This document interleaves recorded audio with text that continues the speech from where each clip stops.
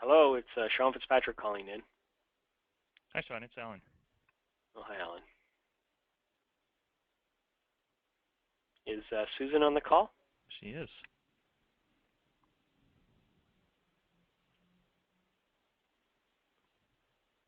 Susan?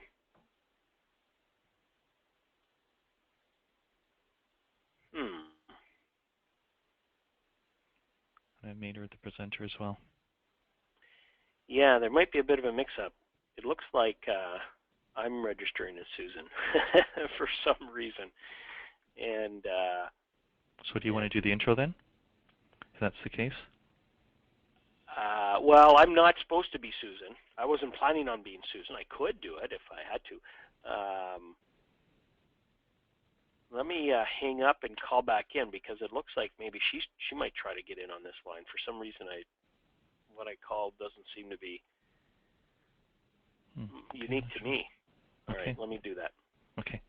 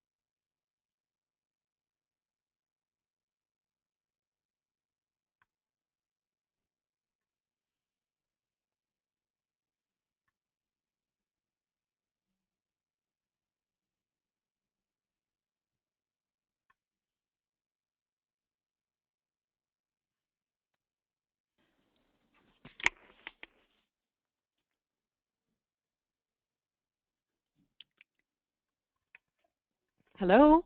Hi, go ahead. Hi. I'm just jumping on. I apologize. Excuse me for my tardiness. I apparently had the wrong PIN code. This is Susan Blaine with the Ottawa Business Journal, and your host late. I apologize. And I've got a frog in my throat. Double whammy. I'll forego sort of looking at who's on the line and just kind of get into it because I am a little bit late. My name is Susan Blaine. I'm the Director of Marketing for the Ottawa Business Journal, and I'm your host. I want to welcome everyone to the call today on behalf of Ottawa Business Journal and our event part Ottawa Chamber of Commerce. I'm pleased that you're joining us for this Employees' Choice Award webinar series. This is the second of 3. This is something new we've started this year. And just to give you a little bit of background, if you're not familiar, with the Employees' Choice Award program, Ottawa Chamber of Commerce has been running that for about 8 years. And this is an award program that's based on real survey results. And companies engage their employees in an internally anonymous survey. It takes about 2 minutes to sign up and about 10 minutes to complete. The companies are then invited to a results meeting that we the results from the surveys, and particularly also talk about how to interpret the results and put them in the organization. And non-recipient companies will not be disclosed. We do select recipients, so winners that score high in the survey. We publish them in the Ottawa Business Journal newspaper, and we have a celebratory cocktail event where we hand out trophies, and it's a lot of fun. Companies that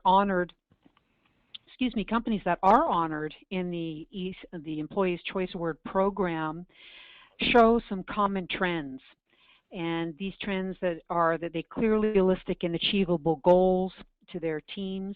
They draw a link between what employees do day to day and the big picture. And they also celebrate achievements, no matter how big or how small. And I know that's important here at our webinar series that you're on today is new, as I mentioned, to the ECA program this year. And we'll explore how companies can execute that I just spoke about. So we're bringing some of the region's most effective thought leaders to share their insights and proven initiatives that will empower employees by inspiring and supporting them through this webinar series. And our guest speaker today, we're thrilled to have them on board as a sponsor of the Employees' Choice Award program. And this guest speaker has shaped his almost 20-year career in career management into a company that helps people from all over North America to navigate a wide variety of career-related issues. He's a speaker in North America. He's Canada's career coach. He's a Workopolis career expert. He advises for chapters in Indigo. He's a trusted advisor for them and one of Canada's leading authorities on career management issues. So please welcome the head coach and founder of Career Joy, Alan Kearns. Alan, I hope you're on the line. I am. Thank you very much. Thank you. Great. Thanks for that intro. I want to welcome everyone to today. Glad that you're able to join us. And just as an FYI, we are recording today, so we'll be able to post that on our CareerClass YouTube channel. We'll be able to put that up there, so we'll be sending you out a link for that for those that are here today and want to share this, but also for others that weren't able to join us, and they can watch this sort of at their convenience and listen to this at their convenience. And a couple of sort of quick things, if you're interested, you can also tweet if you are on Twitter. How many of you are on Twitter or following Twitter? Give me a hands up if you were.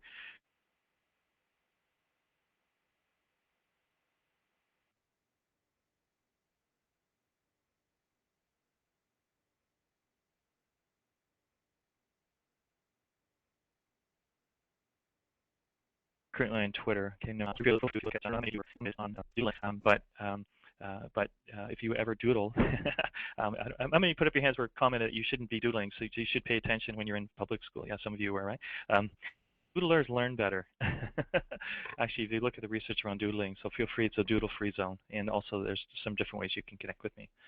So I want to talk a little bit what it means to be an employer of choice, and that's really what this whole premise is and why we're involved and why this was sort of initiated. What does it mean to be an employer of choice, and where does leadership revolve around this, and how do you, in a sense, effectively lead your organization and lead yourself to be an employer of choice? So I am a recovered headhunter. I was a headhunter and executive recruiter for a number of years and very successful in that in the tech sector. Now, what do you think, and you can respond to this in the question box here, what do you think was the number one reason that that people left opportunities? How many of you would put up your hands think it's money? You would say that it's money was the number one reason that people left an organization, okay? How many of you would think that it was fit? It was actually more about fit. What I discovered is that more organizations, because of leadership, because of where it was going, because of lack of faith, because of values disconnect. And so to me, the premise of being an employer of choice is very simple. It's just not easy. So let me say it again. It's very simple. It's just not easy. And leadership is about really providing a place that people want to be.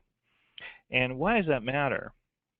I'll show you a website that's, we have Employer Choice Awards. There's this great tool, and there's another tool that's out there, and it's called Glassdoor. And Glassdoor enables anyone who used to work at your organization or anywhere currently works at your organization to give you a rating. And this is a public domain that anyone could look at. And before they are, how you are Googling somebody before you interview them or go on LinkedIn and check them out? Well, guess what's happening? That's happening to employers as well now, where you're getting reviews on employers, where you're getting salary information that people are sharing, where you're actually even under this Glassdoor tool, where people are actually able to show interview questions and what kind of interview format there is. The game is shifting, and how all things aside, what really matters is what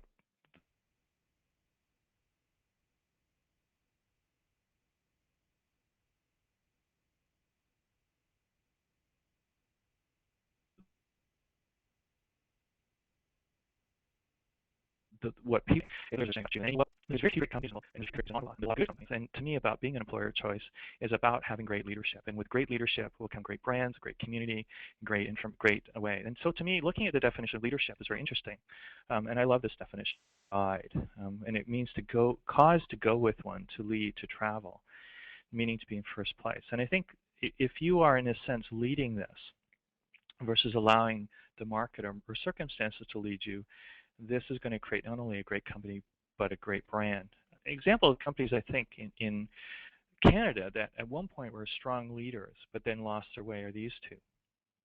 Now, why do you think that both of these organizations lost their way? What is your thoughts about why you think that they've struggled as employers and as organizations? Well, I don't think it's a market. I don't think it's opportunity. It's really about leadership. It's about a few people at the very senior level making decisions. In a sense, a company's losing their way. Now, again, the BlackBerry REM story is, example of the whole idea of lack of vision, right? A lack of sense. And I heard a great comment from Eleanor Dixon. She's on Dragon's Den. And what she said was that entrepreneurs, she was talking about on Monday, if anyone gets to listen to it, I strongly encourage you to listen to it. It's an hour-long program on entrepreneurs in Canada. And what she said was that really great leaders and great entrepreneurs see the world as it actually is, not as they want it to be or what it was. And this is really important. In a sense, what happens when you don't see the world as it actually is, you end up in a very unpredictable environment. I want to contrast this to Captain Jim Andrews. And I'm sure many of you are aware of what happened a couple weeks ago now, I think 3 weeks ago, with the tragic incident that occurred here in Ottawa with the OC Transfer bus and the train. And this is a quote that came out of an article that was written in the Ottawa Citizen about the incident and about Captain Jim Andrews. Now, Captain Jim Andrews was the first captain on scene. So when the event occurred, he was the first person to show up on scene. He was the first person there. And what's interesting is this quote that shares in this scenario. And when people look back on this, one of the things that the mayor said and a number of people said is that they'd never seen a major incident managed as well as this one was. So essentially, when Captain, he was the commander in charge of the entire scene. So it was his job to manage captain that he was arrived there. And so this relates to me about what it means to be leadership. A great example of this. You've got to have a plan to start with. When you're in office, the voice of calm, and I think on Wednesday that was my job. So how does this relate very simply to being an employer of choice? What does it mean to be an effective leader? What did Captain Jim Andrews teach me or remind me of in this situation? Well, as Rick said here earlier, what does it mean to be a great company? Well, it means to have a vision. And it says, in his first statement is you got to have a plan to start with. It's interesting, I was just meeting with a very senior person out of the retail industry. He was president of a very well-known brand, a global brand that he's now moved back to Ottawa. And one of the things, he's in transition himself. And the reason that he's doing some work with us is this idea that he wants to have a plan. He wants to figure out where you're going. So my first point around this is, do you have a plan to start with? Do you have a sensibility of where your organization is going, where your team is going, what your objective, and how clear and specific is it? So this is what I love about this picture I took in Key West, is it's when you provide a plan, it gives people a genuine sense of comfort and a genuine sense of where we're going. Research around this shows this. There's a great research project or to support this data around this, a global knowledge survey of 2011 showing what's the biggest challenges that organizations expect to face in the coming years. And the biggest challenges around leadership and leadership capacity and talent management and recruitment. And those are all, in a sense, thinking about where are we going, what's our plan. Challenges are all people challenges. And again, if you can learn how to lead, if you can learn to have a plan around your people, around what kind of people you're looking for, around retention of the good people you have you done any benchmarking of your best people? Have you looked at the best people you have in your organization and saying, where do they come from? What's their background? Why are they here? Why did they choose us? And really getting a clear sense of the plan for people. And I think a lot of people have operational plans, financial plans, but I'm not so convinced that they have really clear sensibilities of who they want on their team and why. So that's really key, having a plan. The second idea around this is people silently want to be led. When you're an officer, and that was his statement, when you're an officer, we want leadership.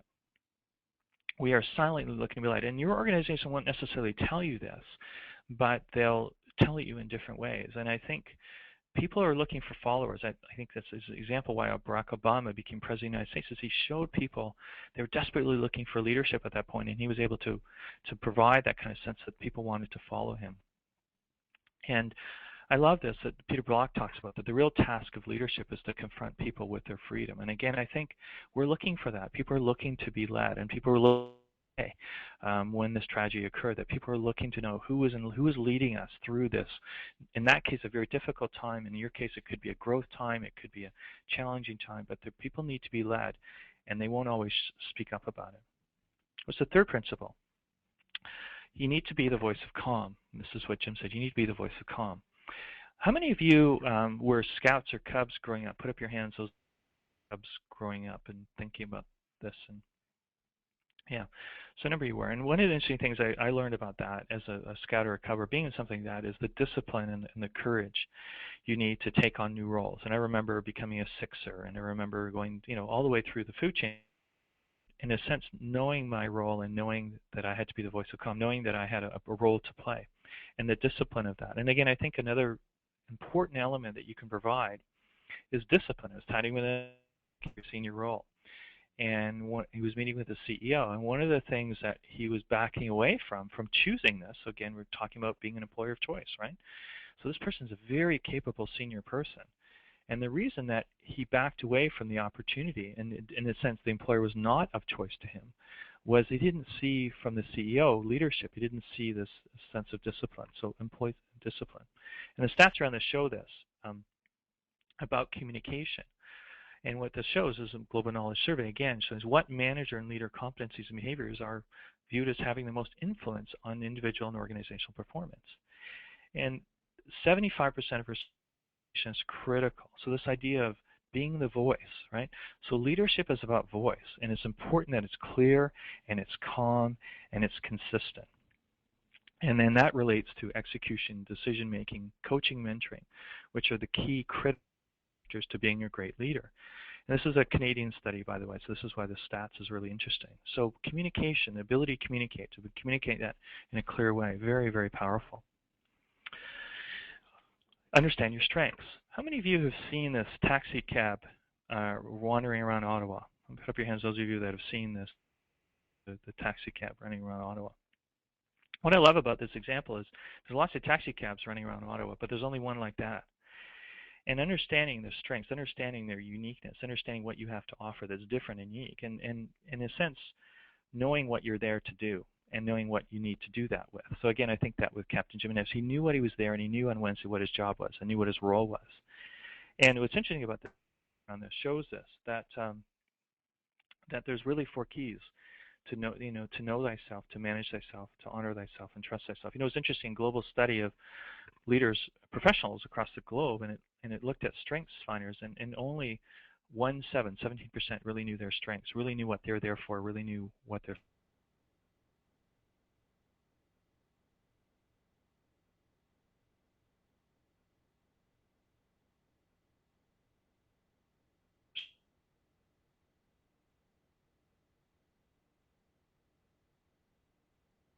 understand that we have to know, have a plan.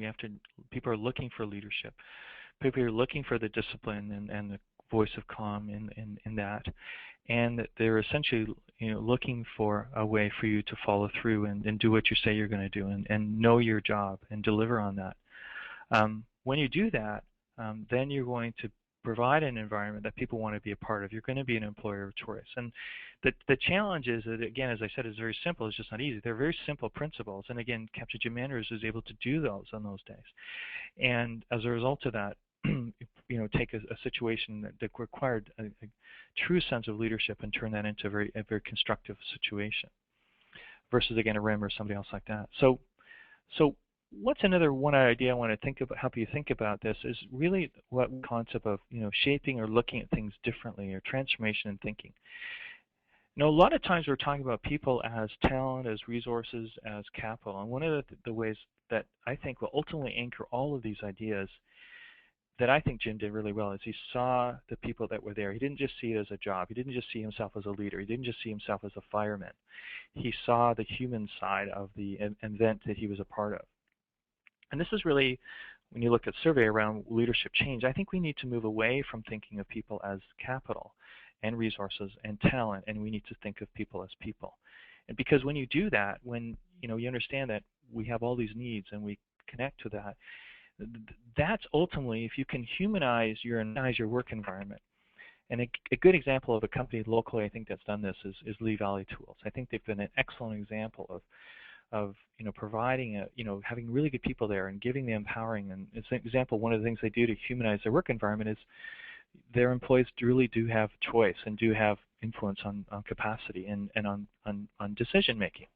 Example of that, by the way, is their customer service manual, which is one page and one line on that page. Do what you do for a friend. So humanizing your environment, and that's ultimately really, really key to this whole topic. I'll just kind of run through kind of a top 10 just to kind of from our friends on NBC. So top 10 characteristics of leaders, just to think about these things. Top 10, take initiative, practice self-development, high integrity, honesty, drive for results, inspire, motivate, build relationships, collaboration, teamwork, stretch goals, champion change, solve problems, analyze issues, and communicate powerfully. And I think that's what Jim did. If you look at Captain Andrews, what he did in that scenario, he did a lot of these things. And I think that's the reason that that he was able to, again, be that leader that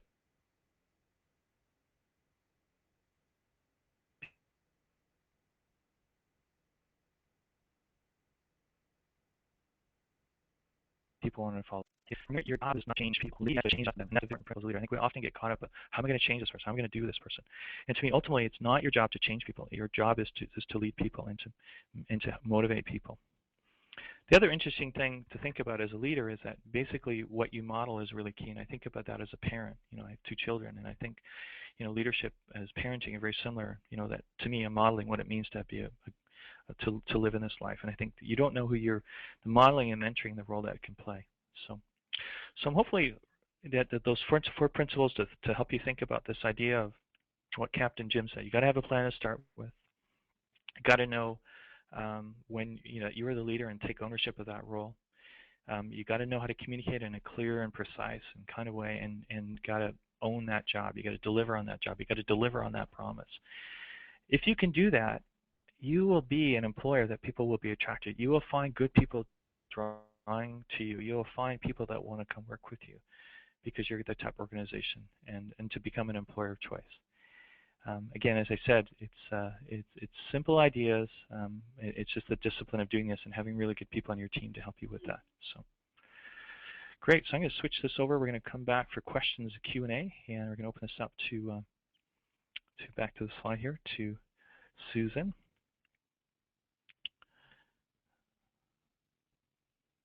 So we hold on 1 second here.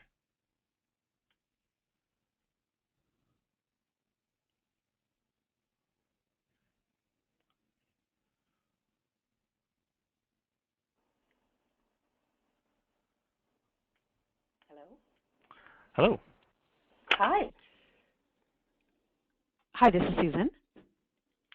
Yeah, we're going to switch over to any questions. So if you have specific questions or comments about today and elements around this, we're going to open this up for questions. So. Thank you so much. Thanks, Alan. You're welcome. May I jump in? Because I actually go ahead. I had a question. Maybe I can kick it off. But we have the lines open now, do we, Alan, for any questions? Yeah, absolutely. Yeah, okay, we do. okay, yeah. Super. Thank you. You can chat in those questions too if you want to. So there's the question box there. You can just drop in a question in there as well. So yeah. Unfortunately, I'm not on the online part of it yeah, so I can today. See those. I'll give you those. So that's not a problem. Okay, super. We'll do it as a team. Okay. Super. So just question. It seems kind of general, but what would you say makes a great leader? Well,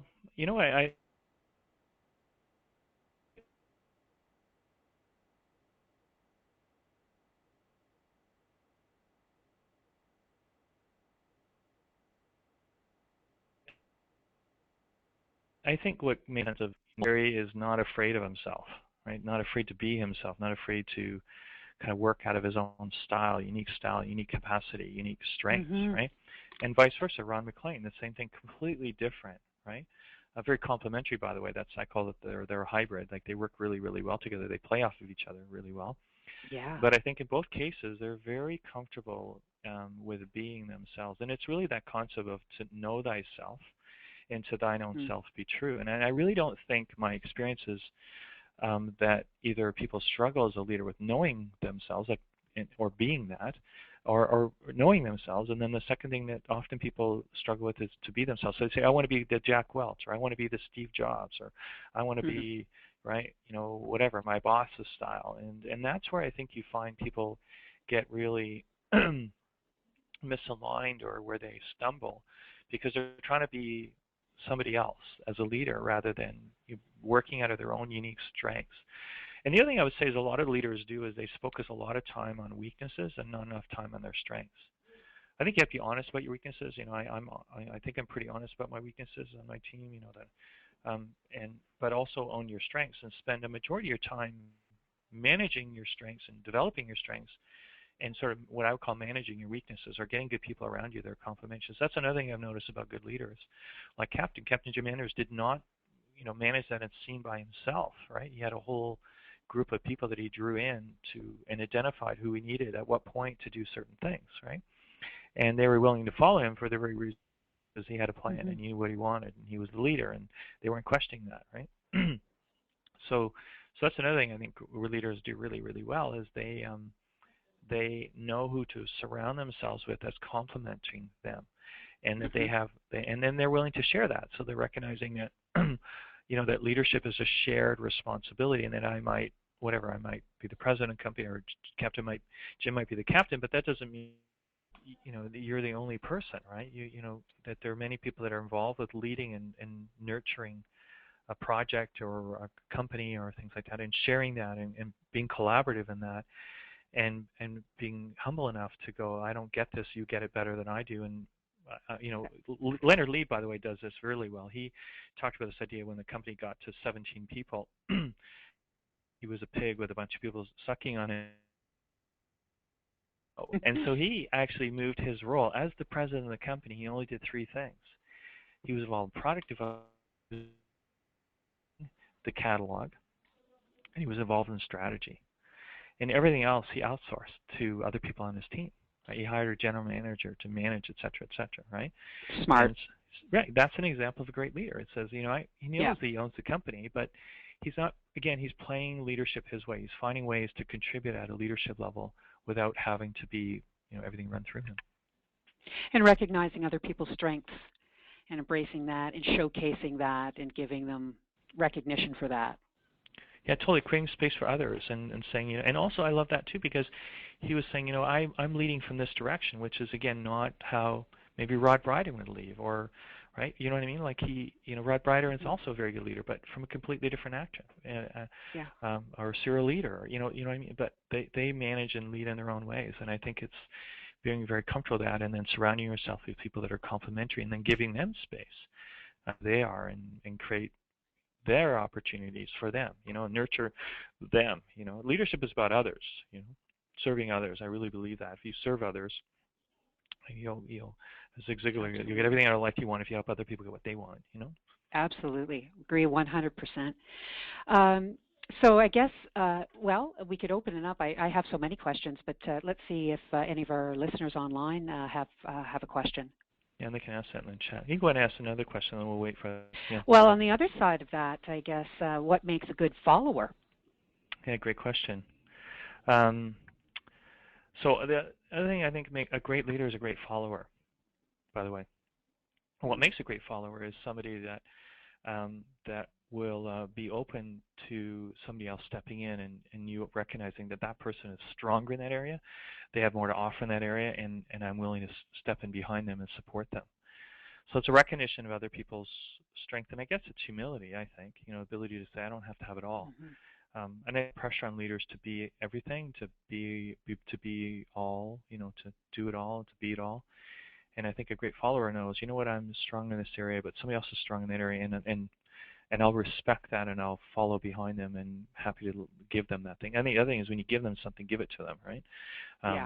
It doesn't mean you don't have insight into it. It doesn't mean you can't ask questions about it or inquire about it, but it's like, okay, it's your deal, and I'm willing to let you run with it. I do that all the time. I think it's respect, actually. I think really when it comes down to it, it's saying, I respect this person, and they have something to offer that I could never offer in that, and I'm thrilled that somebody would want to do it, because I'm certainly not good at that, or whatever it is, Yes. It's Absolutely. really, it's a very much what I would call a kindergarten principle. And what do we learn in kindergarten? We learn to share, right? We learn to say, okay, now you're going to get to play with the dump truck, and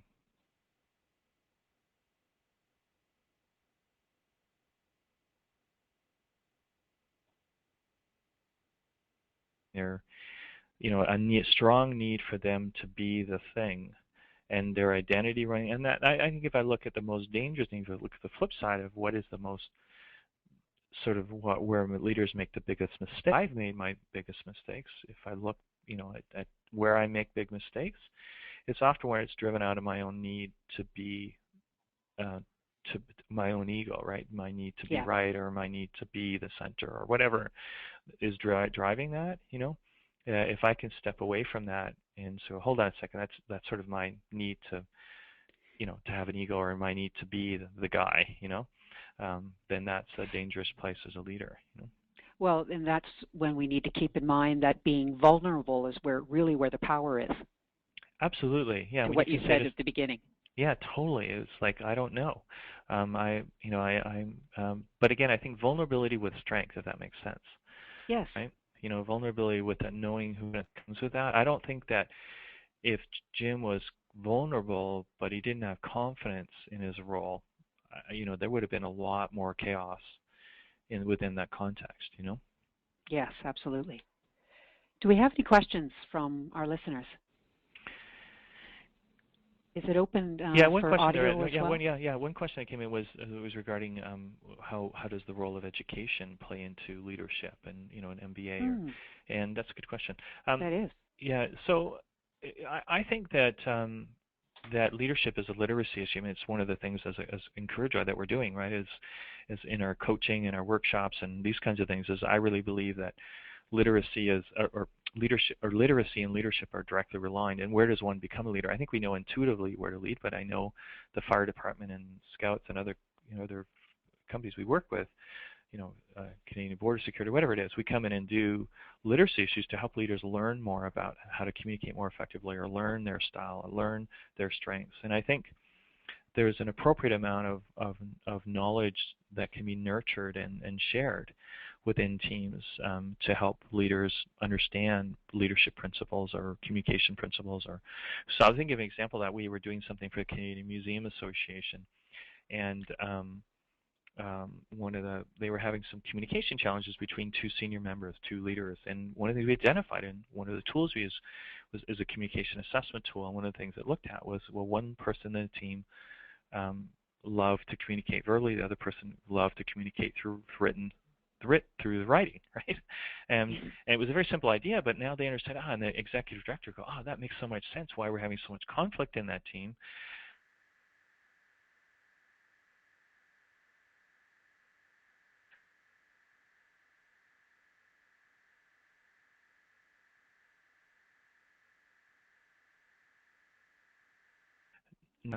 And I think that's very powerful if you can spend time with, and I think you see that what I call the board of director principle when you have other people, different perspectives. So, but again, I don't think doing an MBA necessarily inherently makes you a good leader, right? But I do think those kinds of environments can nurture or provide experiences, or doing, getting executive coaching or getting leadership development workshops or whatever it might be, right? There are different ways from a very high level. And there's different groups, right, that bring CEOs and business owners together, like tech.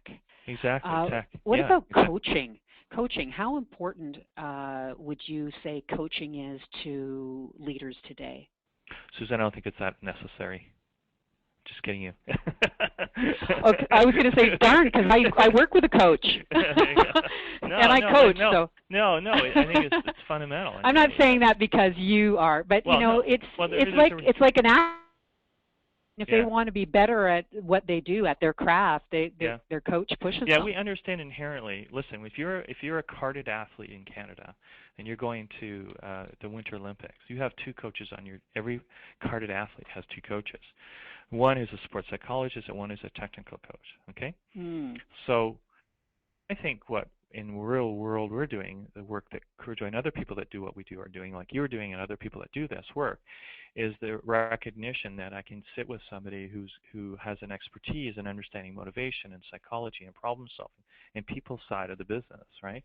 Yeah. And I think there's the technical aspect of coaching. So if you actually look at the return on investment, 96%, I think the number 93% of HR professionals across the country see it as they get their ROI, more than our ROI out of it. And the other thing, KPMG did a global HR study, and they looked at that coaching was, I think, the third most important thing that senior executives were looking for within their organization. So huge recognition of need and value, and third party things. So it's one of the reasons that CareerJoy started was to recognize that there needed to be this place. The other thing I think a coach does for you is just provides this third-party safe place.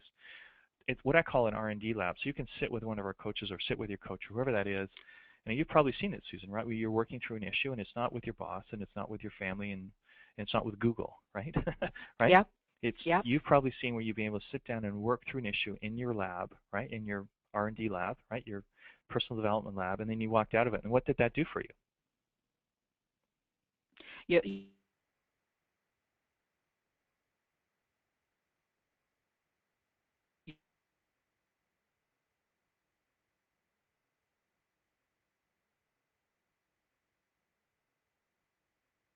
Your lab, Are we coaching right now? Yeah. What did that do for me? Well, empowered is the word that comes to mind. Yeah, and that ultimately Empowered me probably to. led to you to probably achieve an objective that you were hired to do, right? So the empowerment led to knowledge, led to you taking action, right? So ultimately, Absolutely. coaching is about output, right? At some point, right? So Oh, absolutely. About a specific task, it's about and then performance. It's about yeah, performance, right? absolutely. So Yeah. this is my point about what did that do for you. That was sort of, and that is a coaching strategy, right? The three whats, um, and so yeah, because ultimately coaching is about action. People see it as very soft and intangible and fuzzy and warm and feeling, and no, it's not. It's actually about No. direct impact on your results, and that's why I so strongly believe in it. But in a Yeah. way that you can work it through before you test it. You can test it out. You put it in your coaching R&D lab, right? Basically, and you test it out, and you test out the communication of it, and you get some feedback on it, and you go, okay, that's going to run that. So Jennifer asked a question. I'm not sure what that question is. Compare, contrast. Jennifer, I'm not sure if, yeah. We make this the last question? Yeah, we will. We'll make this. I'm not sure why. I think she's comparing contrast. The question is not showing up. Oh, let me just. Oh, hold on. There it is. I'm sorry. I'm looking at. So, ask the question: compare contrast leaders versus managers, i.e., former role versus actual leaders. Great question. So, I love this comment that leaders lead people, managers manage things. So, stage managers, as an example, you have a stage manager, right? And you have the director. So you have a person that manages making sure that things show up on the stage on time and all that, and then you have the director that oversees and leads. And I think that's very true. Just because you have the title doesn't make you a leader, but you can be a leader with the title. And I think you have to be very careful not just to lead out of title. And also, you want to not manage things, but there are times when leaders get involved in things. I mean, again, I know that because by nature I'm detail-oriented, which is weird for people. I miss details, but in other ways I'm very detail-oriented, so it's sort of you're conflicting sometimes with my team that works with me, and they know that.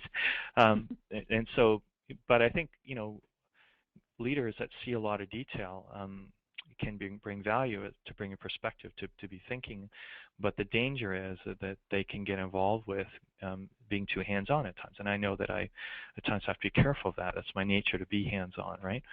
So I think that's really important to lead people but get people to manage things. That would be my advice.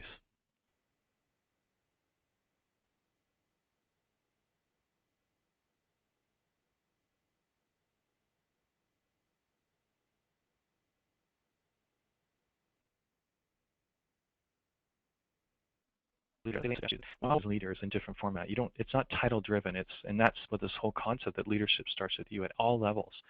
And again, to your point, Susan, the more empowered you are as an employee at any level, it's going to make for a great company. People often talk about Steve Jobs, and he decided what was going to be in the cafeteria. No, he did not. I mean, Steve Jobs was not involved in every single decision of Apple. If people think that, you're foolish, right? But he was involved in key decisions, and maybe at times he was involved in whether they had Sprouts that day or something. But it was way bigger than he was. Like, you didn't get to Apple because of Steve Jobs, right? So it was because of Steve Jobs and a whole bunch of other people that he empowered. Well, this is fantastic.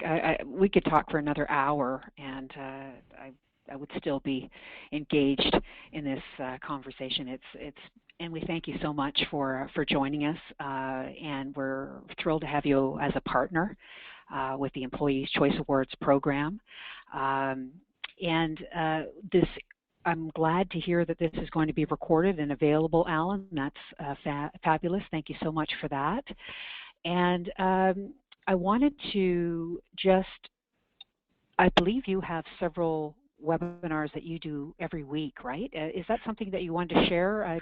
Sure, yeah, there's a number on our site. Yeah, I'll just kind of do two quick things if you're interested in, and I'll just bring that up quickly. And by the way, check out that Glassdoor. It's a really interesting tool, and it's going to be transformative, by the way, if you're an employer, because it won't matter what all kinds of things say. It'll matter what people say, right? Your people say. So yeah, on our webinar, on our site, there's tons of free stuff. And again, I'll put a plug in if you're looking for executive coaching or thinking about that, or just want to explore that conversation.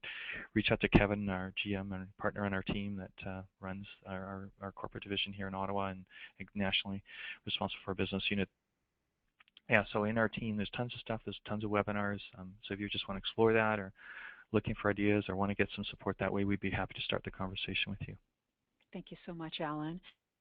we're just going to wrap up here and share a little bit more information, if we may, regarding the Employees Choice Program. It's a great opportunity to survey your employees and really get a sense and a measure of the pulse of your organization. And we have Sean Fitzpatrick on the line with us today. Sean has been a longtime partner of the Employees Choice Awards program, and Sean is the founder and president of Talent Map, and Talent Map is the company that has been engaging the companies involved in the Employees Choice Awards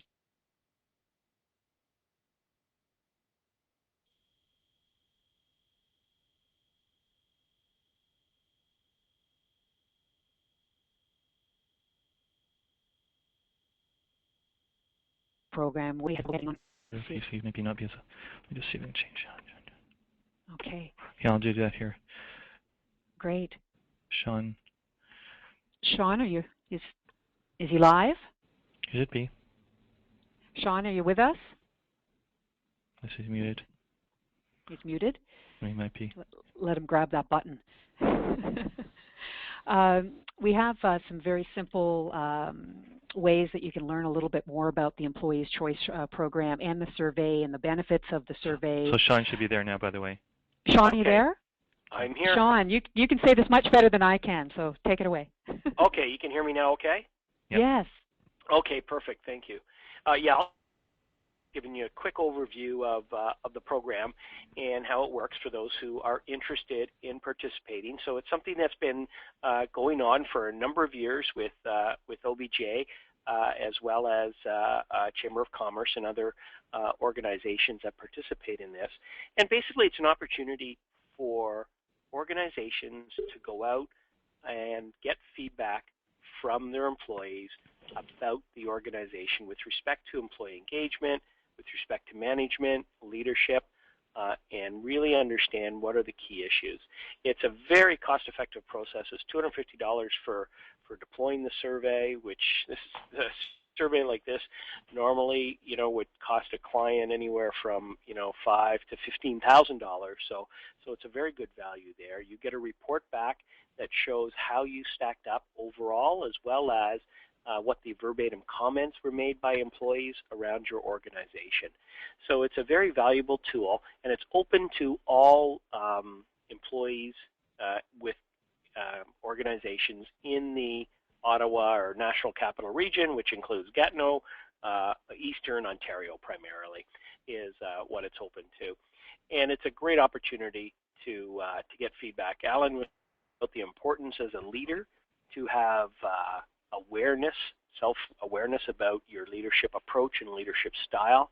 And a tool like this, the ECA Awards, provides clients or companies back and management back with some real deep insights as to how they're viewed by their employees and how the organization's viewed by their employees. And the feedback we've got from participants over the years has been very positive. And a good testament to that would be we often get clients that repeat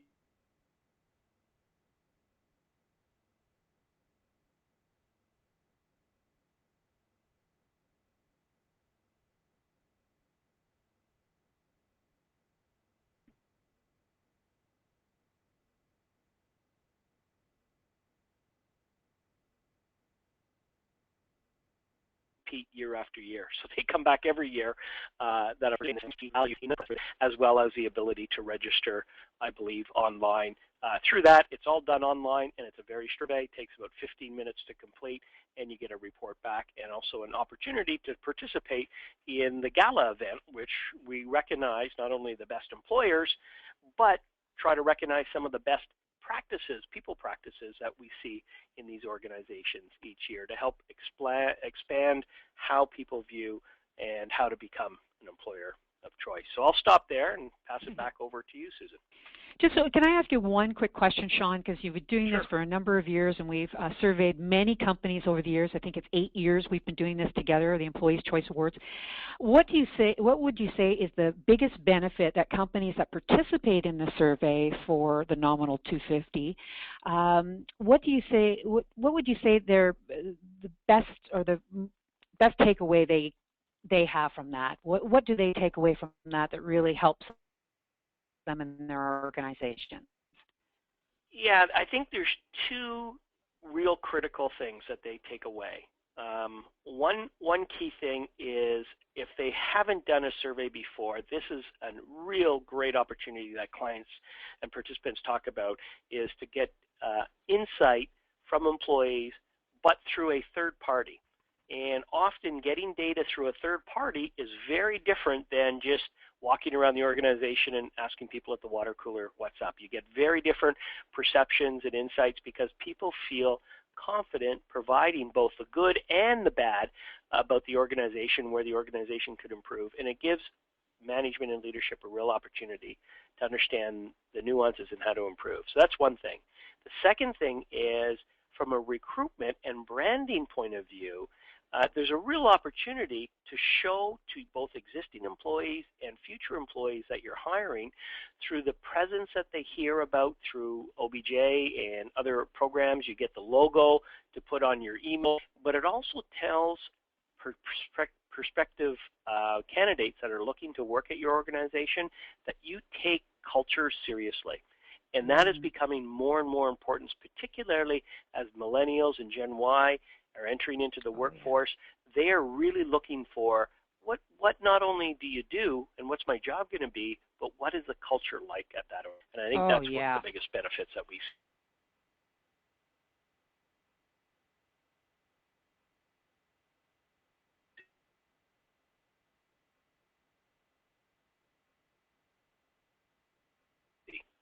A lot of in there. Yeah, yeah. And this, say it's fantastic. A tool like this shows that the leadership takes it seriously.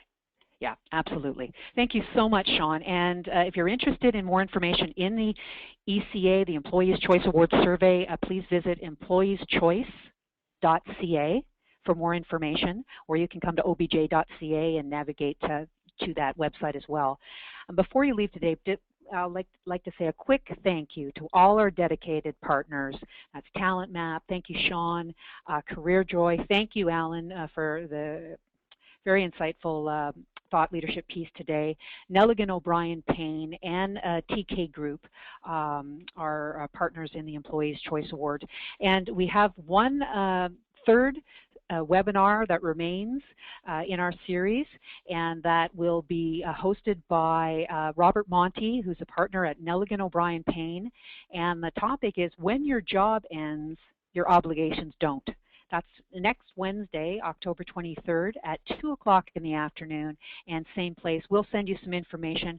We'll also send you a note following this webinar with where you can get more information from Alan's website and where you can connect to the audio tape of this program as well. Thanks so much. Wish everyone a wonderful day. Bye for now.